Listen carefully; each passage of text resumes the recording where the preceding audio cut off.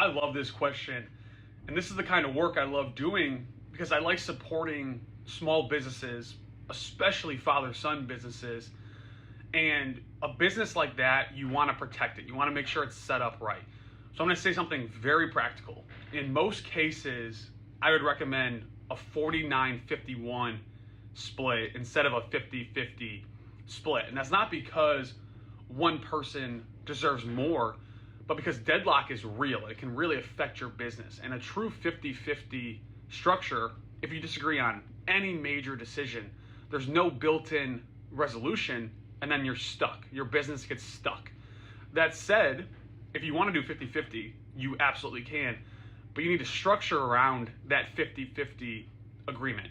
First and foremost, you need a deadlock provision in your operating agreement. So what happens if you disagree? Do you bring in a neutral advisor? Do you mediate it? Does one person have authority over certain categories or certain decisions?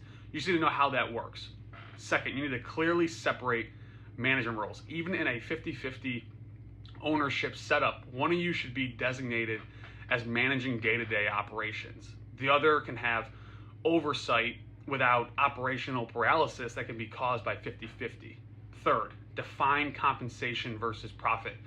If one of you is working full-time and the other is not, that needs to be spelled out very clearly. So salary and ownership are two different legal concepts. And then fourth, have a buy-sell agreement or at least a provision in your operating agreement. If one of you wants out, let's say retires, passes away, there should be a clear formula for how the other can buy that interest. That protects both the business and the family and the generations long term.